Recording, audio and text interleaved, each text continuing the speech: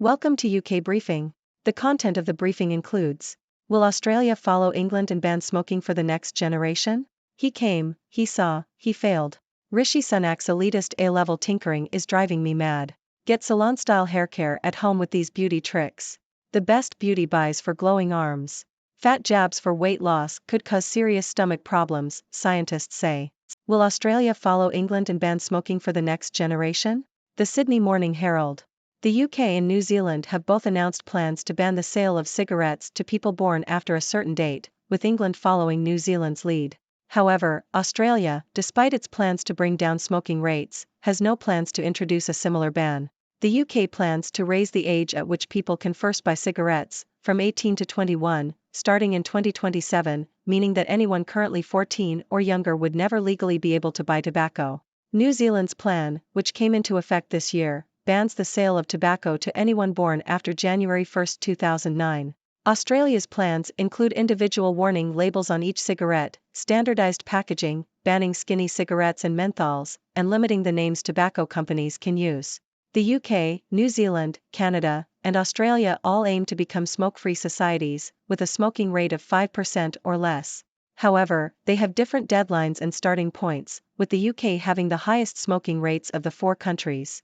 Each country has also adopted different vaping policies, with Australia being the only one to ban disposable vapes and restrict flavors and colors. He came, he saw, he failed. Rishi Sunak's elitist A-level tinkering is driving me mad. Telegraph.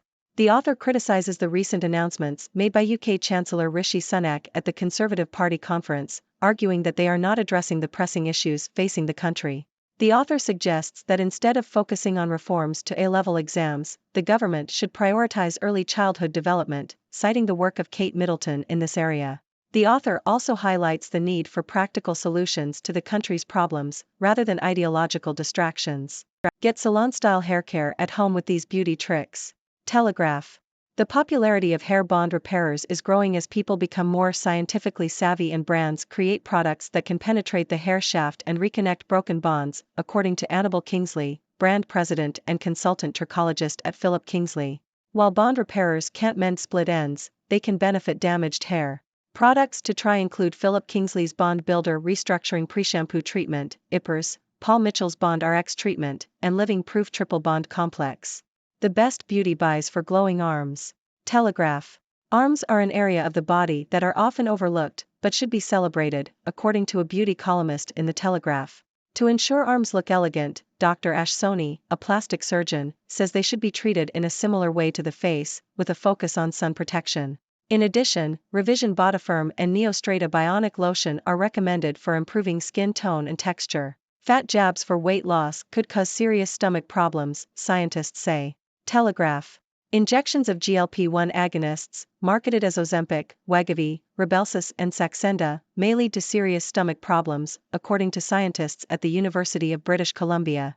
The drugs, originally developed for diabetes sufferers, have been approved for weight loss in overweight adults. BBC News reports that the researchers found that such injections can increase the risk of stomach paralysis, pancreatitis, and bowel obstruction. Given the wide use of these drugs, these adverse events, although rare, must be considered by patients thinking about using them for weight loss, said first author Mohit Sadi. Bank of England criticizes lenders for failing to address bond market risks. Telegraph. The Bank of England has criticized lenders for failing to address risks in the bond market following last year's turmoil. In a letter to major lenders, the Prudential Regulation Authority, PRA, said banks have ignored warnings and not taken action to improve their risk management systems.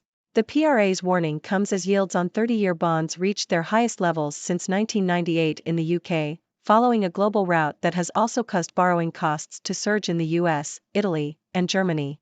The PRA also found that weaknesses in risk management contributed to over $10 billion in losses from the collapse of hedge fund Archegos. Starmer refuses to pledge undoing HS2 cuts. Financial Times. Labour leader Keir Starmer has refused to commit to reversing Chancellor Rishi Sunak's decision to cancel the northern leg of the HS2 high-speed rail line. Starmer described the Prime Minister's handling of the project as a fiasco but suggested that Sunak's decision marked the end of HS2. The Chancellor claimed that cancelling the northern leg would save £36 billion, $46.2 billion, which would be spent on alternative road and rail schemes. Starmer's announcement could anger some Labour figures, after 5 Labour mayors urged Sunak not to scale back HS2. Sunak's pledge to extend the southern leg of HS2 to London's Euston Station has also been thrown into doubt after government officials said they could not guarantee that the station would be built without private money.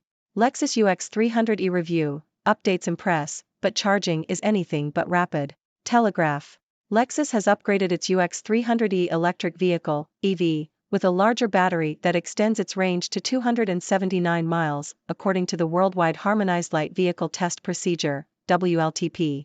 However, it still only has a 50 kilowatts direct current, DC, charging speed, a far cry from the 100 kilowatts managed by a Vauxhall Corsa Electric or 117 kilowatts by an MG4. The UX300e uses the CHAdeMO plug socket, which means boosting its charge from 10% to 80% takes 81 minutes. The EV is priced at £57,095, $72,000, on the road.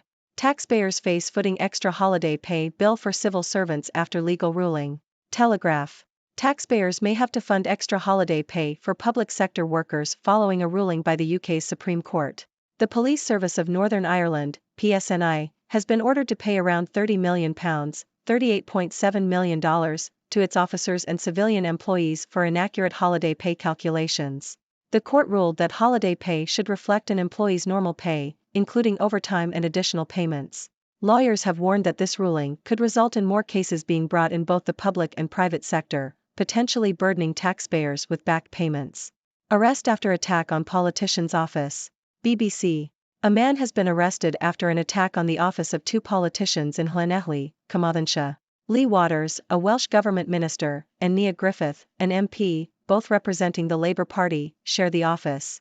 The attack involved smashed windows and an attempt to set fire to the building. The politicians had recently criticised proposals for an asylum seeker hotel in the area. The man has been arrested on suspicion of criminal damage. That's all the news for today, folks. Now let's take a moment to analyze these stories. First, we have the interesting question of whether Australia will follow England and ban smoking for the next generation. While countries like the UK and New Zealand are taking steps to ban the sale of cigarettes to certain age groups, Australia is focusing on other measures such as warning labels, standardized packaging, and restrictions on tobacco company names. It seems like each country is taking their own unique approach to achieve their goal of becoming smoke-free societies. But hey, at least they all agree on one thing: smoking is bad. Next, we have a rant against UK Chancellor Rishi Sunak's recent A-level reforms. The author believes that Sunak should be prioritizing early childhood development instead of tinkering with exams. Practical solutions, not ideological distractions, are what the country needs, according to the author.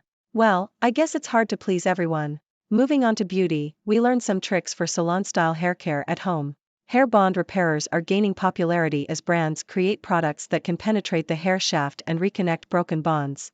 So, if you want to give your damaged hair some love, you might want to try out these products. And hey, who doesn't want salon-style hair? In the world of beauty, arms are apparently an area of the body that should be celebrated. According to a beauty columnist, arms should be treated like the face, with a focus on sun protection and improving skin tone and texture. So, let's give our arms the attention they deserve. In weight loss news, scientists are warning that injections of GLP-1 agonists, marketed as weight loss drugs, may lead to serious stomach problems. These drugs, originally developed for diabetes sufferers, have been approved for weight loss in overweight adults. So, if you're thinking about using these fat jabs for weight loss, you might want to consider the potential risks. In finance news, the Bank of England is criticizing lenders for failing to address risks in the bond market. The PRA has warned major lenders that they need to improve their risk management systems. Yields on 30-year bonds have reached their highest levels in years, causing borrowing costs to surge. It seems like the bond market is giving lenders a run for their money. In politics, Labour leader Keir Starmer has refused to commit to reversing Chancellor Rishi Sunak's decision to cancel the northern leg of the HS2 high-speed rail line. Starmer called the handling of the project a fiasco, but suggested that Sunak's decision marked the end of HS2. Looks like the future of HS2 is up in the air. Now, let's talk about cars. Lexus has upgraded its UX300e electric vehicle with a larger battery that extends its range to 279 miles. However, it still only has a 50 kilowatts charging speed, which is slower compared to other electric vehicles on the market. So, while the range has improved, charging is anything but rapid. Patience is a virtue, my friends. Lastly, taxpayers in the UK may have to foot the bill for extra holiday pay for public sector workers. The Supreme Court has ruled that holiday pay should include overtime and additional payments, potentially resulting in back payments for workers. So, it looks like taxpayers might be opening their wallets to cover these extra costs. Well, that's all the news for today. Now it's your turn, my lovely audience. What are your thoughts on these stories? Do you have any burning questions? Let's kick off a lively discussion. Thank you for tuning in. The content above showcases the latest briefing reports and analytical synopses, thoughtfully curated by the 6Do team. These insights stem from a wide array of reputable media outlets, think tanks, government sources, and specialized experts worldwide.